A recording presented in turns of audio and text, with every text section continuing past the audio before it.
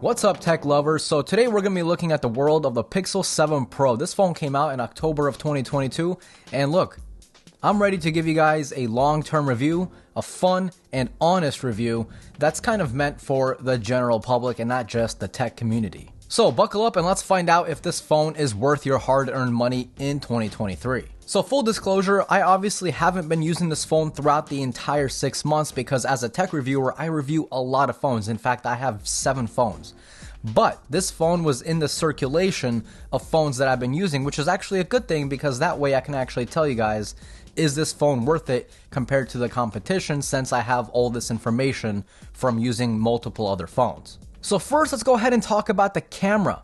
Google is known for their camera game. They've been known for that game for years now, and the Pixel 7 Pro just simply does not disappoint. It has a very impressive camera system, and this phone is perfect for those budding photographers, selfie enthusiasts, or even those that just love to capture the moment. Even though the telephoto of this phone isn't as high of a reach as its competition, the AI in the phone definitely kind of makes up for it because you can zoom in quite a bit and still retain that quality, which for some might be important. I would say if you don't want the Samsung Galaxy S23 Ultra with its massive zoom range, the Pixel 7 Pro is right up there, at least when it comes to the phones that are released in the US. So if you go on a lot of vacations, a lot of family moments happening, this phone will definitely get you amazing pictures. Now, when it comes to speed and fluidity, the Pixel 7 Pro is kind of like the Usain Bolt of smartphones. It's fast, it's fluid, and it's always on point. When I was rotating the Pixel 7 Pro with the many other phones that I haven't really noticed that big of a user experience difference when it comes to the actual chipset,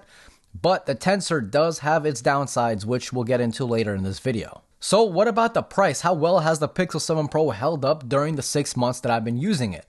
Well, if you are buying the phone today, oh, you're in luck. You are so in luck. But if you bought the phone 6 months ago, you're probably, saying a bunch of bad words right now. So right now you can pick this phone up at Best Buy for $600. That is insane. That is, wow.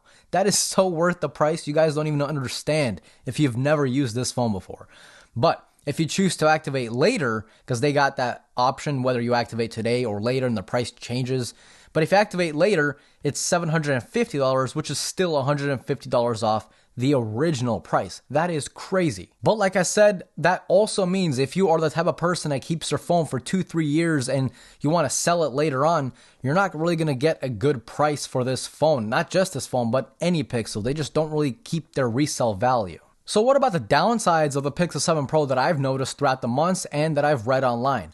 One of which is Google only does 3 years of OS updates for the Pixel 7 and Pixel 7 Pro and 5 years of security updates. That's a little strange because Samsung does 4 years of OS updates and 5 years of security updates. So with Samsung, you're getting 1 extra year to get that nice fresh new look, fresh new features, whereas on the Pixel, it's a year shorter. I say that's weird because, hey Google, aren't you the creator of Android? Try to keep up a little bit. I don't know, but I found these results on search.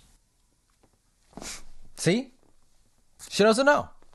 I was kind of expecting that since Google is Android, they made Android, they would have the longest support ever because it's basically their software with their hardware.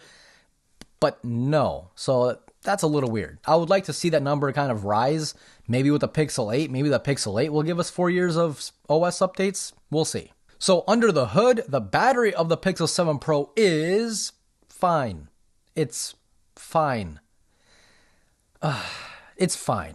I'm getting about 6 hours of screen on time, which is fine. It's definitely doable. Like I said, it's fine, right? So I'm not lying to you guys, but when looking at the competitors, you're just getting so much more with that Snapdragon 8 Gen 2. If you guys have seen any of my videos regarding the Snapdragon 8 Gen 2, every phone that I've reviewed with that chip has insane battery life. The S22 Ultra, the S23 Ultra, it goes over 8 hours of screen on time. The Xiaomi 13, not the 13 Pro, but just the standard 13, gets 7.5 hours to 8 hours of screen on time. So 6 hours in comparison is bad, but 6 hours in general is good. So, just make sure you keep the phone topped up. And with that, it goes into my second complaint about this phone. This phone just doesn't really charge quick at all. And in fact, it's the slowest charging phone that I have besides my iPhone 14 Pro, which, it's an iPhone. They never charge quick. But the Pixel 7 Pro, man, it charges at what, like 20, 21, 22 watts. Again, when compared to the competition and the okay battery life, I was just expecting better. So hopefully with the Pixel 8, we'll see 35, 40, 45.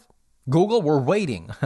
So yeah, it doesn't really charge quick at all. So make sure you keep your phone topped up whenever you can throughout the day if you're a super heavy user, or else your phone's just gonna, go out. Not like that though, because that'd be weird. So what about the overheating of this phone? Did it get better? Did it get worse? Well, it stayed the same. This phone still continues to get hot whenever you're charging it, which is odd since it doesn't even charge that fast compared to the competition. And whenever you're recording video, it also gets hot to the point where it actually overheats and just stops recording video. This phone is so good, and that minor stuff really kind of deters me from using it as my phone that I go on vacations with. For example, I went to the mountains recently. I took my S23 Ultra. Why? Because it never overheats. If I wanted to record a video, it recorded video just fine. No issues at all. When I went to the mountains with my Pixel 7 Pro, it overheated. And you don't want to buy a phone and record a family memory and then have the phone overheat. Now, obviously, this does depend on where you live. If you live in a generally cooler climate, the phone's not going to overheat. I took this phone to Colorado during winter. It was January, so it was like -10. The phone did not overheat. So I guess that's what it takes, -10 temperature. But if you live in a generally hotter climate, I used to live in Florida, every Pixel phone that I've had there overheated. And even now, here in North Carolina, the phone still overheats. So I don't know what it is, but I really hope Google fixes that issue for the Pixel 8. I really hope so, because the phones are so good.